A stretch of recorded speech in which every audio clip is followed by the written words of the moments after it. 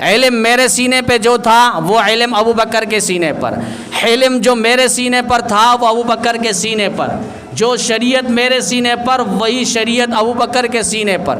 نبی علیہ السلام فرما رہے ہیں کہ ابو بکر کے بارے میں، لوگوں اگر تمہیں زمین کے اوپر کوئی لاش چلتے ہوئے نظر آئے، کسی کو دیکھنا ہو زمین کے اوپر لاش چل رہی ہے تو ابو بکر صدیق کو دیکھ لے، وہ زندہ لاش ہے، فنائیت ہے، نبی کی محبت میں اپنے آپ کو فنا کر چکا ہے۔ قرآن پاک کی آیت جو خطبے میں تلاوت ہوئی ہے، انما یتقبل اللہ من المتقین، اللہ تعالیٰ متقین لوگوں کے اعمال قبول کرتے ہیں،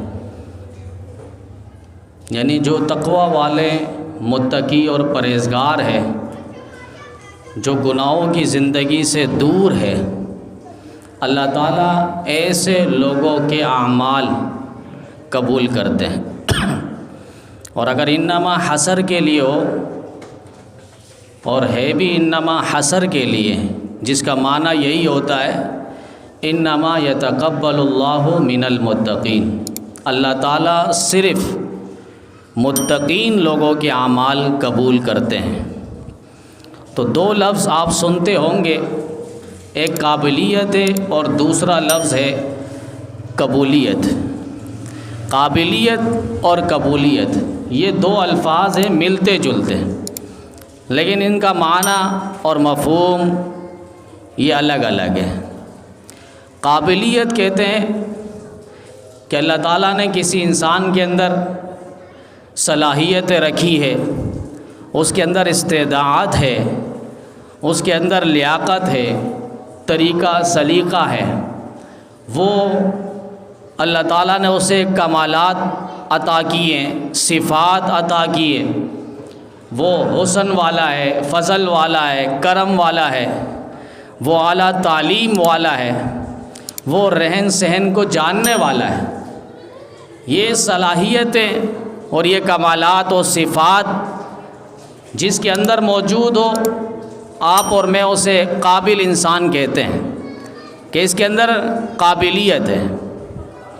اور قبولیت اللہ تعالیٰ بھی اسے پسند فرما لے، اسے قبولیت کہا جاتا ہے کہ اللہ نے اسے قبول کر لیا ہے۔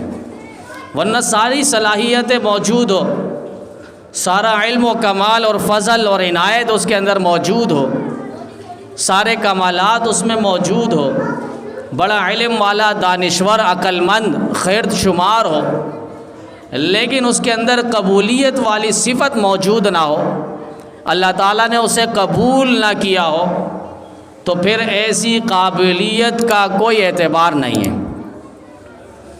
آپ مثال دیکھ لیں، قرآن کریم کے اندر جا بجا مثالیں موجود ہیں۔ عزازیل یہ شیطان کا نام ہے، اور پورے روئے زمین کے اندر ہر چپے کے اندر اس نے سجدے کیے ہیں، کوئی جگہ ایسی نہیں جہاں اس عزازیل نے سجدہ نہ کیا ہو، اور اتنی عبادت کی کہ فرشتوں میں اس کا ایک بڑا مقام تھا۔ کتابوں میں لکھا ہے کہ اس کا نام طاؤوس الملائکہ کہلاتا تھا، یعنی ملائک نوری اور فرشتوں کا یہ مور ہے۔ مور ایک خوبصورت جانور کہلاتا ہے، پرندہ۔ تو اسی طرح یہ شیطان عزازیل اپنی عبادت کے زور پہ فرشتوں میں مقام حاصل کیا ہوا تھا، طاؤوس الملائکہ۔ اب جب حکم الہی ہوا اسجدوا لآدم، میرے اس آدم کو سجدہ کرو، اب اس نے عبادت، اگرچہ وہ عابد تھا، یہاں حکیم الامت مولانا اشرف علی تھانوی رحمہ اللہ فرمایا کرتے تھے، شیطان کے اندر 4 عین میں سے ایک عین کی کمی تھی۔ 4 عین مطلب ایک عین ہے عابد، بڑا عابد تھا، عبادت گزار تھا، جس طرح بھی بتلایا ہے۔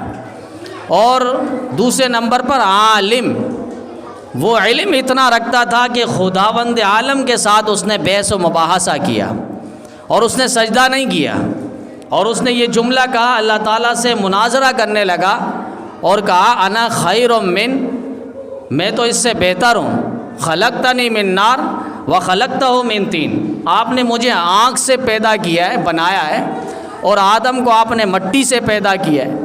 مٹی کی خصلت اور خوبی تو یہ ہے کہ اس کو اوپر اچھالو تو وہ نیچے آ جاتی ہے، وہ تو نیچے رہتی ہے، اور آنکھ تو جیسی آپ جلائے تو وہ آنکھ بھڑک جاتی ہے اوپر کی جانب، یعنی میں اوپر والا ہوں، آدم نیچے والا ہے، میں بلند و مقام رکھنے والا ہوں، آدم تو نیچے والا ہے، میں اسے سجدہ کیسے کروں؟ اللہ سے بحث کرنے لگا، انا خلقتنی من نار خلقتہ من طین۔ یہ عالم ایسا تھا، اللہ سے مناظرہ کرنے لگا، اور عارف ایسا تھا کہ اللہ کی پہچان اسے حاصل تھی، اسے معلوم تھا اللہ عین جلال میں ہو، غصے میں ہو، تب بھی کچھ نہ کچھ دے دیا کرتا ہے، اور عین جلال کے وقت، غصہ کے وقت، جب اب اللہ غصے میں تھا، اس وقت شیطان نے اللہ سے فریاد کی اور اللہ سے مانگا، ربی انظرنی الی یوم یبعثون، اللہ مجھے قیامت کے دن تک مہلت دے دے۔ اب اسے معلوم تھا اللہ تعالیٰ جلال میں بھی ہو، غصے میں بھی ہو، رعب میں بھی ہو، دبدبے میں بھی ہو، تب بھی اللہ دیتا ہے، تو اللہ تعالیٰ سے اس نے مانگ لیا، انک من المنظرین، اللہ نے قیامت تک اس کو مہلت دے دی، ایک وقت تک اس کو مہلت دے دی گئی۔ تو یہ بڑا عارف بھی تھا، لیکن حکیم الامت مجدد ملت مولانا اشرف علی تھانوی رحمہ اللہ فرمایا کرتے تھے ایک عین کی کمی تھی، اور وہ عین ہے عاشق۔ یہ عاشق نہیں تھا، حکم محبوب پر کس طرح فدا ہو جائے اور کس طرح سرنگو ہو جائے، کس طرح سربسجود ہو جائے، کس طرح اپنے آپ کو جھکا لے، کس طرح عجز اور انکساری اپنے اندر لائے، یہ چیز اس کے اندر نہیں تھی۔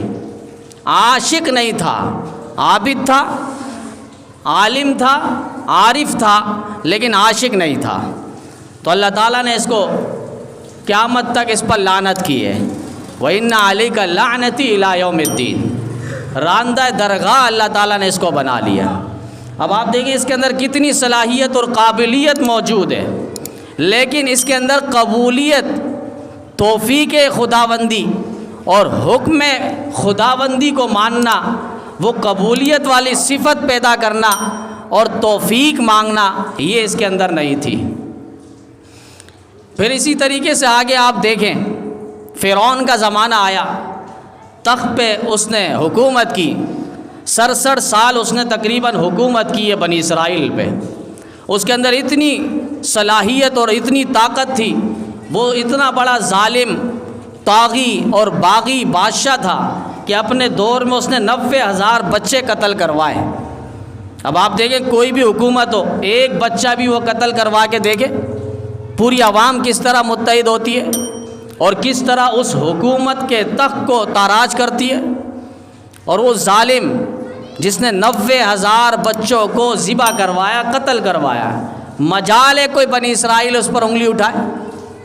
اتنا جابر اور اتنا باغی اور طاغی حکمران تھا فرعون، لیکن اس کے اندر قبولیت ایمان کی دولت نہیں تھی۔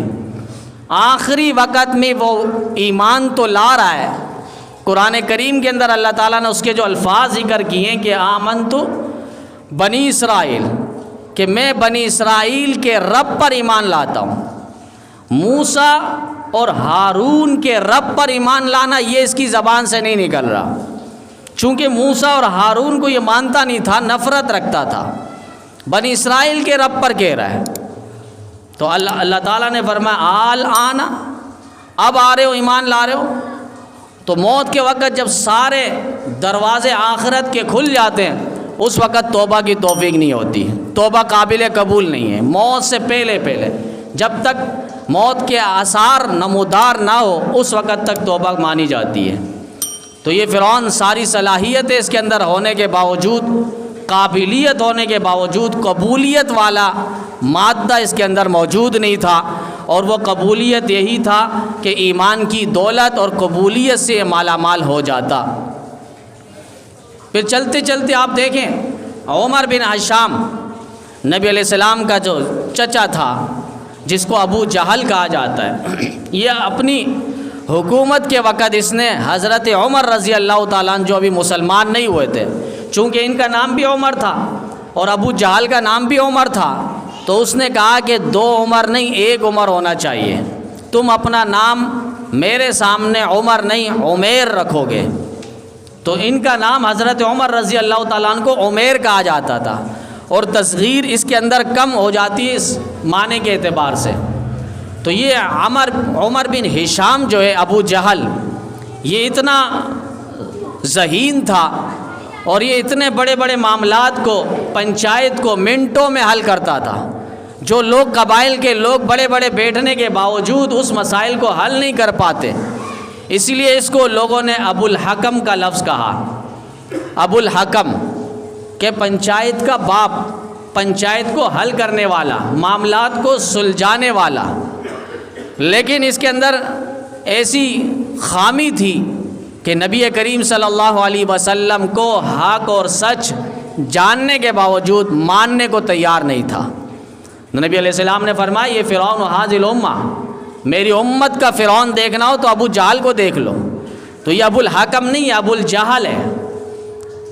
تو ساری صلاحیت، قابلیت موجود ہونے کے باوجود قبولیت والا مادہ اس کے اندر موجود نہیں تھا، ایمان کی دولت اور صلاحیت اس کے اندر نہیں آئی۔ ولید جو مکے کا بڑا سرداروں میں شمار ہوتا ہے، اور اس کے 12 بیٹے تھے، اور جو وہ مجلس میں بیٹھتا تو بڑا فخر محسوس کرتا تھا، اور باقاعدہ لوگوں کو کہتا پوری دنیا پہ، پوری کائنات پہ میرا جیسا کوئی ہے، میرا جیسا کوئی ہے، یہ اپنے آپ کو کہتا تھا۔ وَجَعَلْتُ لَهُ مَالًا مَمْدُودًا ذَرْنِي وَمَنْ خَلَقْتُ وَحِيدًا وَجَعَلْتُ لَهُ مَالًا مَمْدُودًا وَبَنِينَ شُهُودًا وَمَهَّدتُ لَهُ تَمْهِيدًا۔ اللہ نے اس کو مال بھی، دولت بھی، جاہ و جلال بھی، حشمت بھی، شہرت بھی، اولاد بھی اللہ تعالیٰ نے اس کو دی تھی، اور مکہ کی سرداری بھی۔ ایک موقع پہ سرداران قریش کے ساتھ یہ بیٹھا ہوا تھا، تو کسی نے پوچھ لیا قرآن کریم کے بارے میں، تو اس نے کہا یارا یہ قرآن کریم جو ہے نا شاعرانہ کلام نہیں لگتا، اور یہ کوئی مجنون اور دیوانہ کلام نہیں ہے، واقعتاً یہ کسی خداوند عالم کا ہی کلام لگتا ہے۔ پھر بعد میں کسی نے پوچھ لیا، جب یہ اکیلے میں تھے اور پوچھنے والا اکیلا تھا، تو اس نے کہا کہ یہ جو نبی آئے ہیں، جو اپنے آپ کو نبی کہہ رہے ہیں، اور یہ جو قرآن لے کر آیا ہے، یہ مجھے جادو لگتا ہے، جادو۔ جب اس نے سوال کیا یہ سوچنے لگا، وہاں تو میں نے کہہ دیا تھا صحن کعبہ میں بیٹھ کے، سرداران قریش کے سامنے بیٹھ کے، لیکن یہاں انہ فکر وقدر فقتل کیف قدر ثم قتل کیف قدر ثم نظر، یہاں یہ سوچنے لگا، اور سوچ کے پھر اس نے جواب دیا اور کہا کہ یہ قرآن جو ہے معاذ اللہ جادو ہے، اور نبی جو آئے ہیں یہ نبی بھی جادوگر ہیں، جادو کی تعلیم دیتا ہے۔ اب دیکھیں ساری صلاحیتیں موجود، مکہ میں ایک سرداری کی حیثیت اور مقام اور مرتبہ ہے، لیکن امام الانبیاء صلی اللہ علیہ وسلم کو قبول نہیں کیا، وہ قبولیت والا مادہ اس کے اندر موجود نہیں ہے۔ 2 بھائی گزرے ہیں، ابو الفضل اور فیضی، اور کتابوں میں لکھا یہ امام ربانی مجدد الفسانی شیخ احمد سرہندی رحمہ اللہ کے زمانے کے تھے، اور اکبر بادشاہ کے بڑے درباری ملاؤں میں تھے، یعنی اکبر بادشاہ کوئی پیغام رکھتا تو یہ دونوں جو بڑے بڑے اپنے آپ کو علم کے پہاڑ سمجھتے تھے، یہ وہاں سے ہاں میں ہاں ملاتے تھے۔ ابو الفضل اور فیضی درباری مولوی، اور ان کے بارے میں آتا یہ بہت بڑے علم والے، اور اتنا اللہ نے علم دیا تھا، انہوں نے قرآن کریم کا جو تفصیل لکھی ہے اس کے اندر ایک نقطہ بھی نہیں ہے، 1000 جلدوں پہ قرآن کریم کی تفصیل لکھی گئی، سواطع الالہام۔ اب آپ دیکھیں اس لفظ کے اندر بھی کوئی نقطہ نہیں ہے، اور پورے قرآن کریم کے اندر ایک نقطہ نہیں ہے۔ ان کا علم کیسا ٹھاٹے مار رہا ہوگا، اور یہاں تک ان کے ذہن کے بارے میں لکھا ہے کہ ان کا ذہن اتنا تیز تھا کہ ابو الفضل کے سامنے آپ 2 مرتبہ کوئی بات، نئی بات بھی رکھ دو تو 2 مرتبہ میں وہ اس کو یاد کر لیتا تھا۔ اور فیضی جو دوسرا بھائی ہے چھوٹا والا، یہ اتنا ذہین تھا، اس کے سامنے ایک دفعہ آپ کوئی بات رکھ دو تو وہ 1 مرتبہ سن کے اس کو یاد کر لیتا تھا۔ بادشاہ کے سامنے بڑے بڑے شعراء آتے تھے، اپنا کلام اور قصیدہ پیش کرتے تھے، تو جیسے ہی پیش کر کے ہٹتے تو فیضی آگے بڑھتا اور کہتا بادشاہ سلامت یہ میرا کلام ہے، میرا لکھا ہوا ہے۔ بادشاہ کہتا اچھا سناؤ ذرا۔ اب وہ پورا قصیدہ ذہن اتنا تھا ایک دفعہ سن کے یاد ہو گیا۔ اب وہ سارا قصیدہ بادشاہ کے سامنے اس نے سنا دیا۔ اب دوسرا جو بھائی ہے بڑا والا ابو الفضل، وہ کہنے لگا بادشاہ سلامت واقعی یہ میرے بھائی کا لکھا ہوا ہے، میں اس کی گواہی دیتا ہوں۔ بادشاہ نے کہا وہ کیسے؟ کہا مجھے بھی یاد ہے۔ اب اس نے فر وہ سارا قصیدہ اور کلام اور شعر سنا دیا۔ چونکہ اس پہلے والے شخص نے جس کا کلام لکھا ہوا تھا اس نے پڑھا، پھر اس کے بھائی نے پڑھا، اب یہ 2 مرتبہ ہو گیا تو ابو الفضل کو بھی یاد ہو گیا۔ اتنا ذہین اور اتنا علم کا پہاڑ، لیکن امام ربانی مجدد الفسانی شیخ احمد سرہندی رحمۃ اللہ علیہ جو متبع سنت رہے اور صاحب کشف بزرگ، ان کے مد مقابل آئے اور قلعہ گوالیار کے اندر ان کو بند کروایا گیا اور پھر فتویٰ جاری کیا کہ بادشاہ کو تعظیمی سجدہ کرنا یہ جائز اور ضروری ہے۔ یہ ابو الفضل اور فیضی نے کروایا۔ اب ساری صلاحیتیں موجود لیکن قبولیت والی صفت موجود نہیں ہے۔ انہوں نے مانا نہیں، وقت کے بادشاہ کے غلام بنے رہے، درباری ملاؤں میں بنے رہے، لیکن مجدد الفسانی شیخ احمد سرہندی رحمہ اللہ اتنے متبع سنت رہے، پوری زندگی تو سنت پر چلے، وصیت کر کے گئے اور کہا کہ جب میں مر جاؤں تو میرے ہاں کوئی بھی نواسا یا نواسی اگر پیدا ہو، ابھی کوئی بھی نہیں ہے، اگر وہ میری زندگی کے بعد مرنے کے بعد وہ میرا کوئی نواسا ہو یا نواسی پیدا ہو تو میری قبر میں اتنی دیر ان کو بٹھا کے رکھنا کہ وہ پیشاب کر دے۔ نبی علیہ السلام کے گود میں نواسے نے پیشاب کیا تھا، وہ سنت میں زندہ کرنا چاہ رہا تھا لیکن وہ سنت زندہ نہیں ہوئی، لہذا میرے مرنے کے بعد میری قبر کے اوپر میرے نواسے یا نواسی کو اتنی دیر بٹھا دینا کہ وہ میں سنت زندہ کر لوں، رب کو کہہ سکوں اللہ زندگی میں بھی تھا تو تیرے نبی کی سنت پر چلتا تھا، مرنے کے بعد بھی میں وہ وصیت کر آیا ہوں کہ میرے مرنے کے بعد بھی وہ سنت پر عمل ہو جائے۔ اتنے سنت کے پابند تھے۔ آج ان کا پوری دنیا میں ڈنکا بج رہا ہے تصوف کا اور سلوک کا۔ تو یہ کیا قابلیت کے ساتھ ان کے اندر قبولیت والی صفت تھی۔ تو قابلیت ساری صلاحیتیں موجود ہوتی ہے، انسان بڑا ہنر والا، علوم اور فنون والا، لیکن قبولیت اللہ بھی اسے پسند کر لے۔ اب آپ ایک دیکھیں دلہن ہے، سارے لوگ آ کے سہیلیاں اس کی تعریف کر رہی ہے، یہ زیور آپ کو سج رہا ہے، یہ لباس آپ پر خوبصورت لگ رہا ہے، یہ آپ پر میک اپ اچھا لگ رہا ہے، سب آ کے تعریفیں کر رہی ہے، لیکن وہ دلہن اچانک اس کی آنکھوں سے آنسو نمودار ہوئے۔ سہیلیاں نے پوچھ لیا یہ کیا آپ رو رہے ہو؟ تو دلہن نے کہا تم لوگ تو میری تعریفیں کر رہے ہو لیکن میں جس کے پاس جاؤں گی، جس کی میں حیات بنوں گی، شریک حیات بنوں گی، وہ میرا خاون شوہر مجھے پسند کرے گا بھی یا نہیں کرے گا۔ تو اصل تو یہ ہے، بالکل اسی طرح لوگ مجھے مفتی صاحب کہیں، خطیب صاحب کہیں، عالم صاحب کہیں، قاری صاحب کہیں، امام صاحب کہیں، پروفیسر کہیں، لیکچر کہیں، ڈاکٹر صاحب کہیں، لیکن اللہ کے ہاں اللہ نے اگر قبول کر لیا تو اصل تو یہ ہے۔ اگر اللہ نے قبول نہیں کیا تو میرے سارے القابات کس کھاتے پہ؟ ہمارے اسلاف بزرگان دین اس کی فکر کرتے تھے کہ قبولیت ہو جائے، اللہ کے ہاں قبول ہو جائے۔ حضرت ابراہیم علیہ السلام آپ دیکھیں قبولیت شروع ہوتی ہے کہ فکر کے ساتھ، دعاؤں کے ساتھ کام کر رہے ہیں، ساتھ ساتھ دعائیں مانگ رہے ہیں اللہ سے۔ وَإِذْ يَرْفَعُ إِبْرَاهِيمُ الْقَوَاعِدَ مِنَ الْبَيْتِ وَإِسْمَاعِيلُ، بیت اللہ کی تعمیر ہو رہی ہے۔ رَبَّنَا تَقَبَّلْ مِنَّا إِنَّكَ أَنْتَ السَّمِيعُ الْعَلِيمُ۔ قبولیت کی نشانی یہی ہے کہ انسان اللہ کے ساتھ لگا رہے، اللہ سے مانگتا رہے، گڑ گڑاتا رہے۔ ابراہیم علیہ السلام بیت اللہ کی تعمیر کر رہے ہیں، اسماعیل علیہ السلام گھارا بنا بنا کر دے رہے ہیں۔ ربنا تقبل منا، اللہ ہم سے یہ عمل قبول کر لے۔ یہاں حضرت عمران علیہ السلام وقت کے پیغمبر ہیں، انہوں نے ان کی بیوی نے منت مانگی اور کہا کہ میرے یہاں بیٹا ہوگا، بیت المقدس کے لیے اس کو وقف کر دوں گی، لیکن ہوا حضرت مریم علیہ السلام، تو وہ پریشان ہو گئے۔ تو اللہ نے کہا یہ عام عورت جیسی عورت نہیں ہے، یہ مرد سے بھی اعلیٰ درجے پر ہے۔ یا مریم ان اللہ اصطفاکی وطہرکی واصطفاکی علی نساء العالمین، اللہ نے فرمایا اے مریم تمہیں اللہ نے چنا ہے، اللہ نے تمہیں پاک باز بنایا اور سارے جہانوں کی عورتوں میں تمہیں فضیلت دی ہے۔ یہ حضرت مریم علیہ السلام، یہ قبولیت ہو رہی ہے تو دعائیں پہلے ہی چل رہی ہے۔ قبولیت کی نشانی یہی ہے کہ انسان اعمال کے اندر لگ جائے، قبول دعا میں لگ جائے، اللہ سے مانگنے اپنی زندگی صرف کرے۔ یہاں دیکھیں حضرت ہاجرہ صابرہ عابدہ زاہدہ اپنے چھوٹے معصوم بچے اسماعیل کے لیے بھاگ رہی ہے، تڑپ رہی ہے۔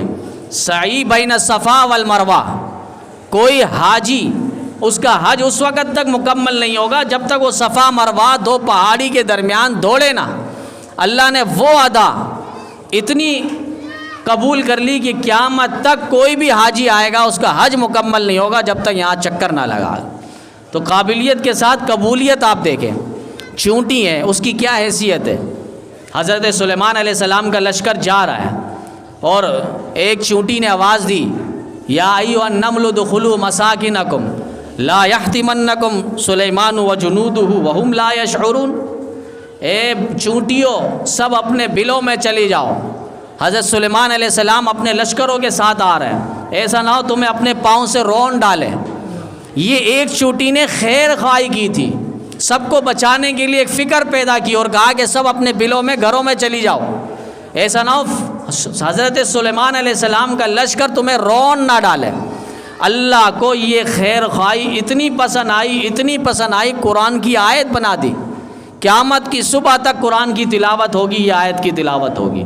اور صرف قرآن کی آیت نہیں، سورۃ النمل، چونٹیوں سے متعلق نام رکھ دیا اللہ نے قیامت کی صبح تک، بلکہ قیامت کے بعد جنت پہ بھی قرآن کریم پڑھا جائے گا، وہاں پر بھی ان کا تذکرہ ہوتا رہے گا۔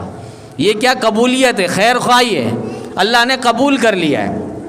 تو ہم قبولیت کے ساتھ، قابلیت کے ساتھ ساتھ قبولیت والی صفت بھی پیدا کریں، اللہ سے ہمہ وقت ڈرتے رہیں۔ حسنین کریمین کی اگر تذکرہ نہ ہو تو یہ جفا ہوگا۔ حسنین کریمین، دو شہزادے حضرت حسن حسین رضی اللہ تعالیٰ عنہما، یہ دونوں بیمار تھے، والدین نے منت مانگی، حضرت فاطمہ، حضرت علی المرتضیٰ شیر خدا رضی اللہ تعالیٰ عنہ، اور انہوں نے کہا کہ اگر یہ دو بچے صحت یاب ہو گئے تو ہم 3 روزے رکھیں گے۔ تو اللہ کی قدرت، دونوں صحت یاب ہو گئے، انہوں نے منت پر روزہ رکھا 3۔ پہلا روزہ رکھا، افطار کے وقت تیاری ہو گئی، کھانا پینا جو تھا وہ سامنے دسترخوان پہ رکھ دیا، افطاری کی تیاری ہو گئی۔ اچانک دستک ہوئی، دروازے پہ کوئی سائل آیا مانگنے کے لیے، مسکین، اور کہا کہ جو ہے مجھے دے دو۔ حضرت فاطمہ نے کہا کہ یہ سارا مسکین کو دے آؤ۔ پہلا دن پانی پی کر انہوں نے افطار کیا، بالآخر دوسرے دن پھر روزہ رکھا، منت کا روزہ، پھر افطار کے وقت پھر ایک آیا یتیم، اور اس نے کہا جو کچھ ہے وہ مجھے دے دو، میں یتیم ہوں، ان کو دے دیا گیا۔ تیسرا روزہ رکھا، پھر افطاری کے وقت ایک قیدی آیا اور اس نے آ کے سوال کیا تو اس کو دسترخوان پہ جو کچھ تھا دے دیا۔ یہ 3 دن کا عمل ایسا قبول ہوا اور ایسی قبولیت ہوئی کہ قرآن کی آیت نبی علیہ السلام پر اتار دی، وَيُطْعِمُونَ الطَّعَامَ عَلَى حُبِّهِ مِسْكِينًا وَيَتِيمًا وَأَسِيرًا، کہ یہ لوگ یتیموں کو، مسکینوں کو، قیدیوں کو کھلاتے ہیں، اور ان کا کھلانا انما نطعمکم لوجہ اللہ لا نرید منکم جزاء ولا شکورا، نہ یہ بدلہ چاہتے ہیں، نہ یہ شکر کا لفظ، تھینک یو کا لفظ چاہتے ہیں۔ ہمارے اکابر اگر کسی کی مدد بھی کرتے ہیں تو پتہ نہیں چلتا، دوسرے ٹائم اس کے پاس جاتے بھی نہیں، ایسا نہ ہو وہ پھر مجھے شکرانہ کا لفظ کہے، شکر کا لفظ کہے۔ یہاں تک کہ بعض تو راتوں میں چہرہ ڈھانپ کے وہ لوگ مدد کیا کرتے تھے تاکہ آنے والا جس کے پاس آیا ہے وہ ان کا چہرہ دیکھ کر صبح دوپہر کے وقت مایوس نہ ہو اور یہ نہ کہے کہ یہ فلاں شخص میرے پاس آیا تھا میری مدد کرنے کے لیے۔ ہمارے اکابر اسلاف بزرگان دین یہاں تک فکر میں ہوتے تھے، یہاں تک فکر میں۔ آج تو ہم استغفار کرتے ہیں جب ہم سے گناہ ہو جائے تاکہ معافی ہو جائے، اللہ کی پکڑ نہ ہو، سزا نہ ہو، لیکن ہمارے اسلاف اکابر بزرگان دین استغفار پڑھتے تھے اس وقت جب اچھے اعمال کرتے تھے، اچھے اعمال کر کے ایسا نہ ہو اللہ اس کو رد کر دے۔ اسی لیے تو نماز کے بعد فرمایا اللہ اکبر، استغفر اللہ استغفر اللہ استغفر اللہ، یہ مسنون اعمال ہے، اللہ کی تکبیر اور اس کے بعد 3 مرتبہ استغفار۔ یہاں تک کتابوں میں لکھا ہے جو یہ عمل کرتا ہے نماز کے اندر کوئی کمی رہ گئی بھی ہو، سنت مستحبات وغیرہ، تو اللہ تعالیٰ اس کمی کو بھی پورا کر دیتے ہیں، معاف کر دیتے ہیں۔ تو ہمارے اکابر تو یہاں تک وہ اچھے اعمال کر کے استغفار کر رہے ہیں، اچھے اعمال کر کے۔ حضرت سیدنا ابوبکر صدیق رضی اللہ تعالیٰ عنہ کا تذکرہ چل رہا تھا، کتنے بڑے صحابہ، امام الصحابہ انہیں بنایا ہے۔ نبی علیہ السلام مصلی دے کر جا رہے ہیں اور یہاں تک فرمائیں ساری دنیا کا میں احسان کا بدلہ اتار چکا ہوں، ابوبکر تیرے احسان کا بدلہ اللہ کریم کل قیامت کے دن دے گا، اللہ دے گا۔ یہاں تک نبی علیہ السلام نے فرمایا ساروں کے خرچے آتے ہیں، پیسے آتے ہیں تو میں حساب کتاب کر کے بیگانہ سمجھ کے خرچہ کرتا ہوں، لیکن اپنا ابو بکر کا جب پیسے آتا ہے تو میں بیگانہ نہیں، اپنا سمجھ کر خرچ کرتا ہوں۔ یہاں تک نبی علیہ السلام نے فرمایا ما سب اللہ فی صدری الا وقد سببتہ فی صدری ابی بکر، جو اللہ نے میرے سینے پہ رکھا تھا وہ میں نے سارا ابو بکر کے سینے پہ رکھ دیا ہے۔ علم میرے سینے پہ جو تھا وہ علم ابو بکر کے سینے پر، علم جو میرے سینے پر تھا وہ ابو بکر کے سینے پر، جو شریعت میرے سینے پر وہی شریعت ابو بکر کے سینے پر۔ نبی علیہ السلام فرما رہے ہیں کہ ابو بکر کے بارے میں، لوگوں اگر تمہیں زمین کے اوپر کوئی لاش چلتے ہوئے نظر آئے، کسی کو دیکھنا ہو زمین کے اوپر لاش چل رہی ہے تو ابو بکر صدیق کو دیکھ لے، وہ زندہ لاش ہے، فنائیت ہے، نبی کی محبت میں اپنے آپ کو فنا کر چکا ہے۔ تبھی ابو بکر صدیق کہہ رہے ہیں کاش مجھے میری ماں نے جنا ہی نہ ہوتا، میں کسی مومن کے بدن کا بال ہوتا، میں کوئی پرندہ ہوتا، میں کوئی گھاس کا تنکا ہوتا۔ یہ کہہ رہے ہیں اللہ کی عظمت ان کے سامنے تھی، اللہ کی بے نیازی ان کے سامنے تھی، انہیں پتہ ہے کہ اللہ نے بنی اسرائیل کے 500 سال کی عبادت کو رد کر دیا ہے، ایسا نہ ہو مجھے بھی رد کر دے، اتنا خوف تھا۔ اور حضرت عمر رضی اللہ تعالیٰ عنہ کو دیکھنے نبی علیہ السلام نے کتنے موقع پہ جنت کی خوشخبری دی، یہاں تک فرمائے لو کان بعدی لکان عمر، میرے بعد کوئی ہوتا تو وہ عمر نبی ہوتا۔ جنت پہ محل دیکھ کر آ رہے ہیں، آسمان کے ستاروں سے زیادہ عمر کی نیکیاں ہیں، وہ عمر رضی اللہ تعالیٰ عنہ جس کے بارے میں نبی نے فرمایا قیامت تک اسلام تیری موت پر روئے گا، اللہ تعالیٰ نے تیری زبان پر حق و سچ کو جاری کر دیا ہے۔ 27 کے قریب آیات عمر زمین پر کہتا ہے، عرش برین پر رب کہتا ہے کہ عمر نے صحیح کہا اور اچھا کہا۔ وہ عمر رضی اللہ تعالیٰ عنہ دنیا سے جا رہے ہیں، وصیت کر رہے ہیں اور بیٹے کو کہہ رہے ہیں بیٹا مجھے جلدی دفنا دینا، جلدی دفنا دینا۔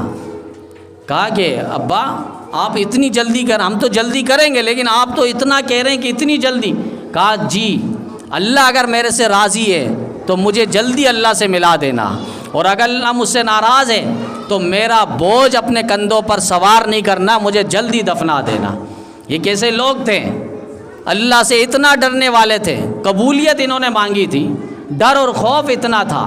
ہمارے اکابر اسلاف بزرگان دین کو آپ دیکھ لیں، حضرت امام احمد بن حنبل رحمۃ اللہ علیہ آخری وقت ہے، دنیا سے جانے کا وقت ہے، بڑے بڑے شاگرد سامنے بیٹھے ہیں، وہ چاہ رہے ہیں کہ حضرت کلمہ پڑھ لیں، اب زبان سے صرف ایک ہی لفظ آ رہا ہے لا لا لا، شاگرد پریشان ہے۔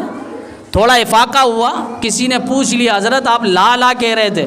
کہا ہاں، اس وقت میرے سامنے شیطان آیا تھا اور شیطان آ کر کہہ رہا تھا کہ تو کامیاب ہو گیا، تو میں نے کہا نہیں، آخری سانس تک تیرے مکر سے میں بچتا رہوں گا، تیرا مکر میرے اوپر چل نہیں سکتا۔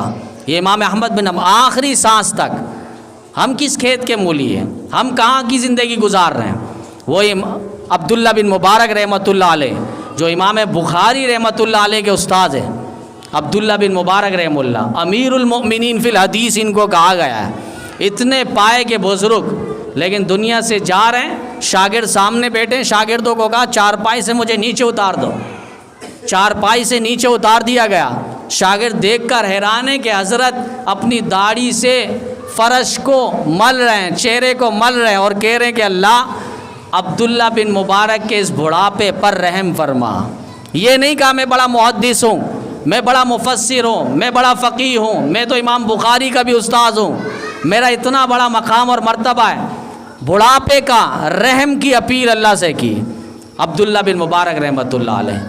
تو آج ضرورت اس بات کی ہے کہ قابلیت نہ بھی ہو، قبولیت ہو، کہ میں اللہ کے ہاں قبول ہو جاؤں، میرا اللہ کے ہاں شمار ہو جائے۔ اس کے لیے توبہ والی زندگی ہونی ہوگی، اور اس کے لیے استغفار والی زندگی ہوگی، اور اس کے لیے ہمیں اللہ سے مانگنا ہوگا، اللہ کا ڈر اور خوف ہمہ وقت رکھنا ہوگا۔